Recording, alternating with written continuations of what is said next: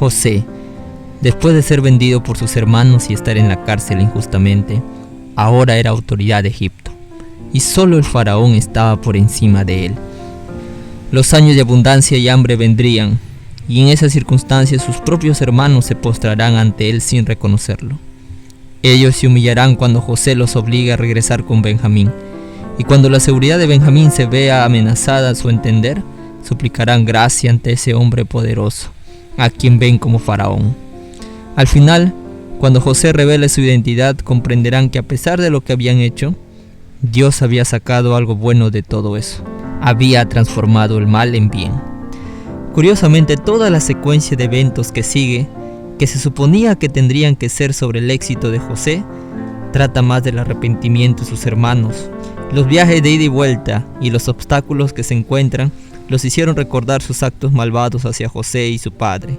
Se dieron cuenta de su iniquidad para con Dios.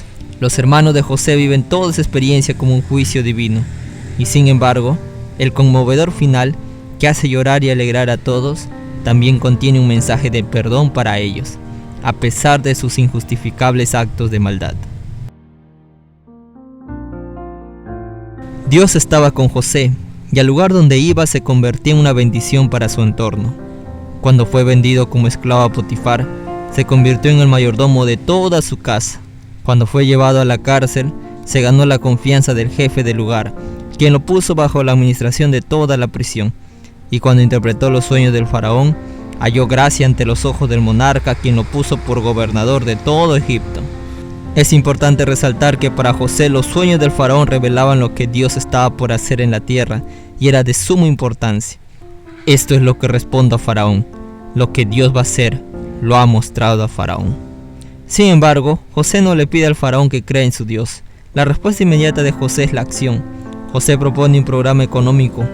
Curiosamente, el faraón solo retiene la parte económica del discurso de José, que parece más interesado en la lección económica que en el significado espiritual del sueño y el papel de Dios en su elaboración.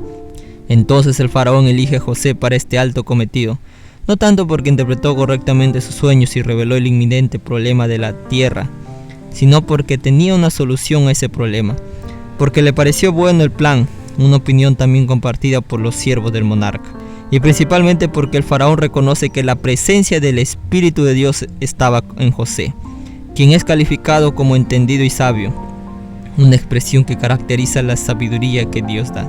Y dijo Faraón a sus siervos: ¿acaso hallaremos a otro hombre como este, en quien esté el Espíritu de Dios? La interpretación de José se cumple, y los próximos 7 años son años de abundancia, de tal manera que la producción de granos se vuelve incalculable, una señal de providencia sobrenatural. Recogió José trigo como arena del mar, mucho en extremo, hasta no poderse contar, porque no tenía número. En este periodo José tiene a sus 2 hijos, cuyos nombres muestran la experiencia de José con la providencia de Dios, de cómo Dios convirtió algo malo en algo bueno. Y nacieron a José 2 hijos antes que viniese el primer año del hambre, los cuales le dio a luz a Senat, hija de Potifera, sacerdote de On. Y llamó José el nombre del primogénito Manasés, porque dijo: Dios me hizo olvidar todo mi trabajo y toda la casa de mi padre. Y llamó el nombre del segundo Efraín, porque dijo: Dios me hizo fructificar en la tierra de mi aflicción. Y con eso se cumplieron los 7 años de abundancia y le sucedieron 7 años de escasez. Y hubo hambruno de todos los lugares, pero en Egipto había alimento gracias a las provisiones de José. Y el hambre estaba por toda la extensión del país. Entonces abrió José todo granero donde había y vendía a los egipcios, porque había crecido el hambre en la tierra de Egipto. Y de toda la tierra venían a Egipto para comprar de José, porque por toda la tierra había crecido el hambre. El hambre obliga a Jacob a enviar a sus hijos a Egipto para comprar grano. El desafortunado anciano, víctima de circunstancias que escapan a su control, sin saberlo, pone en marcha una asombrosa cadena de acontecimientos que lo llevarán a reencontrarse con el hijo por el que tanto tiempo había guardado luto. En este contexto de hambruna, José confronta a sus hermanos y el carácter providencial de este encuentro se evidencia mediante 2 símbolos fundamentales. En primer lugar, se ve como un cumplimiento de los sueños que José tuvo en la casa de su padre, sobre los manojos y las estrellas. José es identificado como el gobernador del país y el señor de la tierra. Su poderoso estatus contrasta con la de sus hermanos necesitados, quienes inclinaron a él rostro a tierra, quienes antes se habían burlado del soñador. Y José era el señor de la tierra, quien le vendía a todo el pueblo de la tierra. Y llegaron los hermanos de José y se inclinaron a él rostro a tierra. Entonces se acordó José de los sueños que había tenido acerca de ellos. En segundo lugar, este encuentro providencial se describe como una respuesta. Los ecos lingüísticos y temáticos entre los dos acontecimientos fundamentan el papel de la retribución justa. La frase decían el uno al otro también se usó cuando comenzaron a conspirar contra José. La permanencia de los hermanos en prisión se hace eco de la permanencia de José en prisión. De hecho, los hermanos de José relacionan lo que les está sucediendo en ese momento con lo que hicieron a su hermano unos 20 años atrás. Y decían el uno al otro: verdaderamente hemos pecado contra nuestro hermano, pues vimos la angustia de su alma cuando nos rogaba, y no lo escuchamos, por eso ha venido sobre nosotros esta angustia. Entonces Rubén le respondió diciendo: ¿no os hablé yo y dije, no pequéis contra el joven y no escuchasteis? He aquí también se nos demanda su sangre. Los hermanos de José volvieron a Canaán, todos excepto Simeón, quien se quedó en la cárcel, y la condición que dio José para que ellos pudieran volver a comprar grano era traer consigo a su hermano menor, Benjamín. Entonces aquel varón, el Señor de la tierra, nos dijo: en esto conoceré que sois hombres honrados. Dejad conmigo uno de vuestros hermanos y tomad para el hambre de vuestras casas y andad. Y traedme a vuestro hermano el menor, para que yo sepa que no sois espías, sino hombres honrados. Así os daré a vuestro hermano y negociaréis en la tierra. Jacob sencillamente no podía permitir la partida de Benjamín, el único hijo con Raquel que le quedaba. Tenía miedo de perderlo, como ya había perdido a José. Solo cuando no hubo más comida y cuando Judá se comprometió a garantizar el regreso de Benjamín, Jacob finalmente consintió en una segunda visita a Egipto y permitió que su hijo menor fuera con sus hermanos. La presencia de Benjamín dominó los acontecimientos. Cuando todos los hermanos se presentan ante José, Benjamín es la única persona a quien José ve. Aunque lo llama por su nombre, no identifica a todos los demás como hermanos, sino simplemente les llama hombres. José llama a mi hijo a Benjamín como una expresión tranquilizadora de afecto especial. Y alzando José sus ojos vio a Benjamín su hermano, hijo de su madre, y dijo: ¿es este vuestro hermano menor de quien me hablasteis? Y dijo: Dios tenga misericordia de ti, hijo mío. En tanto que los hermanos de José temen ir a prisión por el dinero que les fue devuelto, José les prepara un banquete debido a la presencia de Benjamín. Es como si Benjamín tuviera un afecto redentor de toda la situación.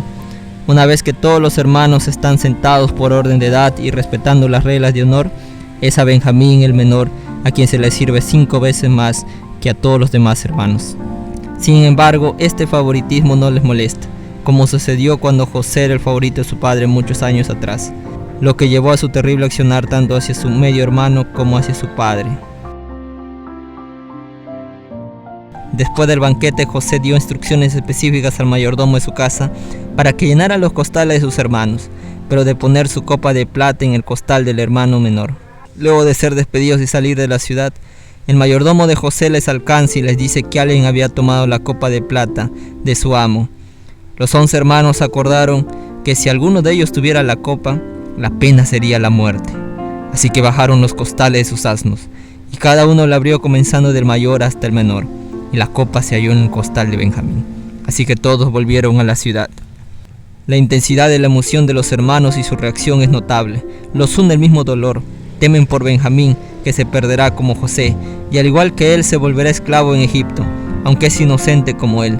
Por eso Judá propone que lo tomen a él como esclavo en lugar de Benjamín.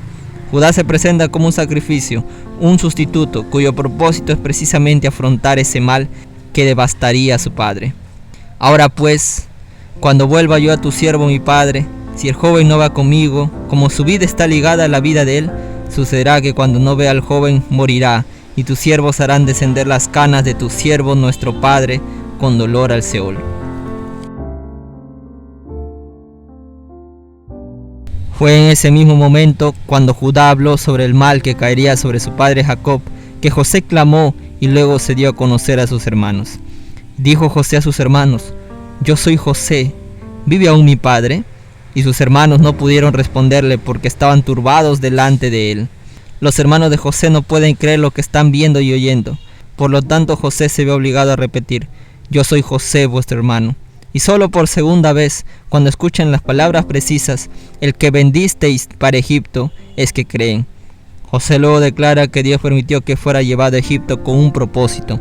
Eso no solo sirve para tranquilizar a sus hermanos de que José no tiene malos sentimientos hacia ellos, también es una profunda confesión de fe y una expresión de esperanza, porque lo que hicieron era necesario para la gran liberación y la supervivencia de una posteridad. Ahora pues, no os entristezcáis, ni os pese de haberme vendido acá, porque para preservación de vida me envió Dios delante de vosotros. Luego José insta a sus hermanos a que vayan hasta su padre a prepararlo para llevarlo a Egipto. Acompaña su llamado con palabras específicas sobre el lugar donde habitarían, Gosén, famosa por sus buenos pastizales, la riqueza de la tierra. También se encarga del transporte, les provee de carros, lo que finalmente convencerá a Jacob de que su hijo no le estaba mintiendo sobre lo que acababa de pasar. Jacob acepta esta demostración visible como evidencia de que José está vivo, y esto es lo suficiente para que vuelva a cobrar vida. Y ellos le contaron todas las palabras de José, que él les había hablado. Y viendo Jacob los carros que José enviaba para llevarlo, su espíritu revivió. Entonces dijo: Israel, basta, José mi hijo vive todavía, iré y le veré antes que yo muera.